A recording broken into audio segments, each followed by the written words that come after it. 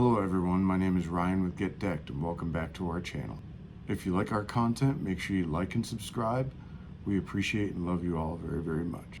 Today we're going to get into a really hot topic, especially for me. This was recently spurred on by our most recent cruise on the Norwegian Prima to the Caribbean. As many of us know and some of us don't, we all share confined spaces, not only with other guests but with other crew. Well, everyone on the ship deserves basic common courtesy. All of these things make the top of my list, and literally, I'm losing my hair over it. On a side note, numbers 1 and 2 absolutely drive me insane. I had an entire full head of hair before we went on this cruise, not after. Now I got this nice shiny bald spot. Just kidding. That came from the Army. When as a society did we forget to be respectful of others? Without wasting any more time, let's get into the top 5 don't do this on your next cruise. Number 5, wash your hands. We all know the song, washy washy, good for you, good for me. If you've ever sailed on Norwegian, you know exactly what I'm talking about. Time and time again, I see the people walk past the attendants acting like they didn't see them, didn't hear them, acting like they're checking their phone, checking their watch. Come on, people. What's wrong with some hygiene? What's wrong with washing your hands? You're telling me you don't wake up and brush your teeth every morning. You're telling me that you don't wash your hands after you go to the bathroom. Let's try some hygiene, people. Seriously. What's the big problem with smiling at the attendant, saying thank you, ma'am, and washing your hands? I don't get it. What's the problem? Every day I walk past people and I smile and I say thank you and I hold the door open. What's so wrong with acknowledging somebody who's trying to keep everybody healthy, who's smiling back at you? Be nice, wash your hands, be a decent human being. Here we go with number 4, getting handsy with your spouse or girlfriend or hook up on the cruise ship in public. All right, everyone, I want it to be known that, as Jay with the Ship Life would say, I love bed wrestling just as much as the next person. Listen, I have a beautiful wife that I am fortunate to love. Listen, I'm a solid 5. Look at that cheekbone. And she's a 10. That does not mean that I need to go down to the daybed on the main deck and get handsy with her in the middle of public, right in the middle of the day, right in the middle of families. Do us all a favor. Take it back to your cabin. Go have some fun, man. Just not in the middle of public. The main reason I bring this up is when we sailed on the Prima, I believe we were on deck 12. And day in and day out, we watched 4 daybeds down there, beautiful setting. And I watched couple after couple after couple. Not just first base, not just second base, going all the way to third base. And it was just interesting. It doesn't really make me uncomfortable, but I can only imagine for the families and people who are just trying to enjoy their vacation. There's kids running around. There's couples running around. Not everybody wants to see that. The least we can do is show some respect and not make people feel uncomfortable. Plus, I think you'd have more fun in your room. Honestly. It's time for number 3. Elevators and elevator etiquette.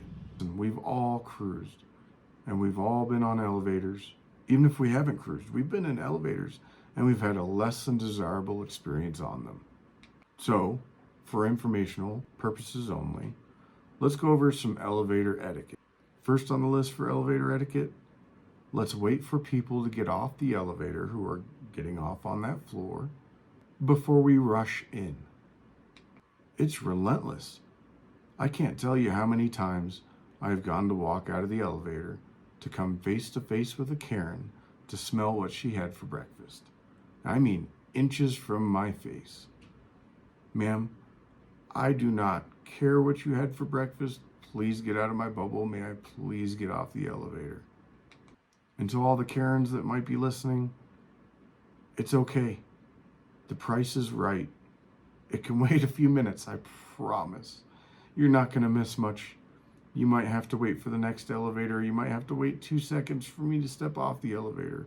Please, I don't want to smell what you had for breakfast.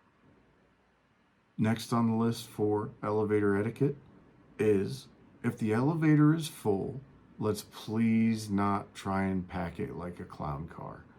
I know they put those nice little signs up there with the capacity and the weight limit.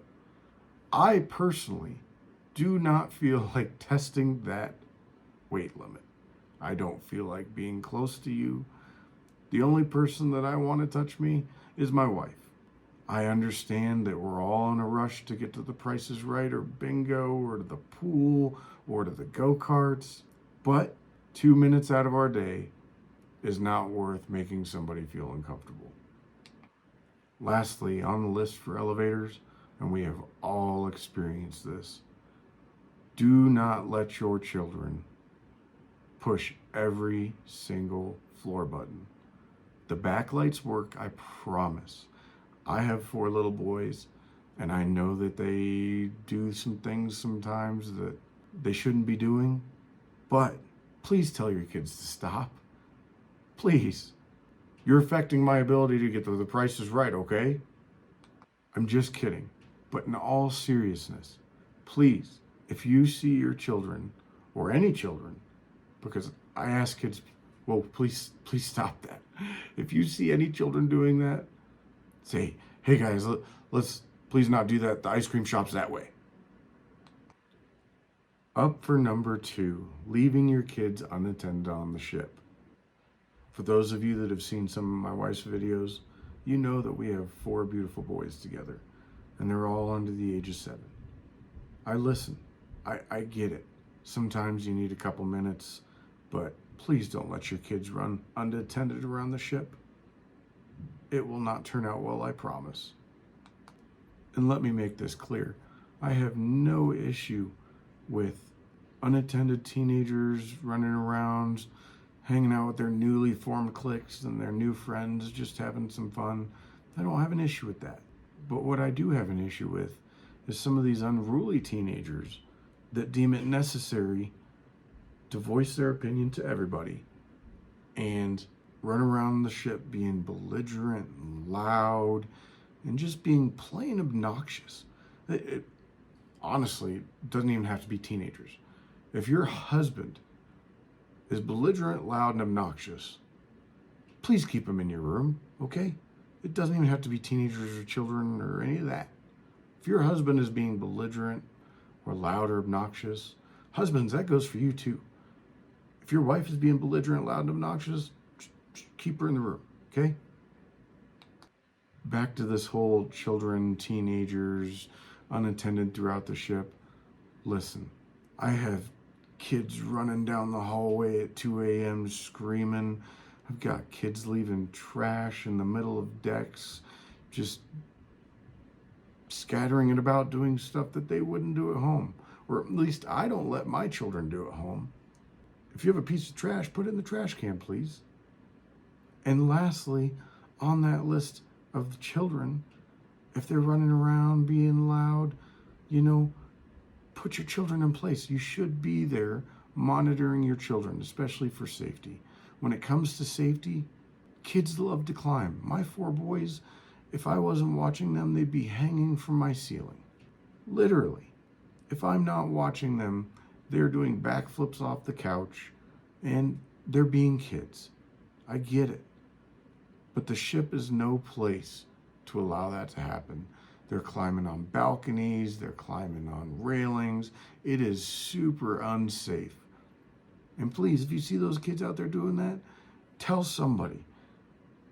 Tell some of the crew. If you see the parents around, tell the parents. Do something about it, please. For those kids' safety. Nobody wants to see anybody get hurt. And by no means is this number 2 designed to talk about those kids that are doing the right thing and hanging out in their cliques and having fun and doing the right thing. But in some cases, I believe that some of those teenagers should have those little backpack things that you see with toddlers with leashes on them. Some of y'all need to buy those backpacks with leashes for your teenagers. And for the long anticipated number 1, of why I'm losing my hair. It's for all you chair hogs. There is nothing like waking up on your vacation, grabbing your cup of coffee and going to your balcony, looking over and seeing every single chair with a napkin, with a towel, with a purse or a bag, I've even seen shoes. People put shoes or sandals on these chairs to reserve them. Oh, that's mine, you know? There's nothing like waking up in the morning to see that every single chair has been taken. You know, some of y'all chair hogs, you're taking these chairs, you're reserving them at 5:30 in the morning when they set them out. Then you're going to get breakfast. Then you're going to the Price is Right. Possibly bingo after that. Maybe go see the comedian. Then we'll spend 20 minutes on the chair. And yep, it's 6 o'clock. You know, let's go get some dinner, and I'll pick my stuff up right before they put those chairs up and wash the decks. On a ship like the Prima, deck space is extremely limited.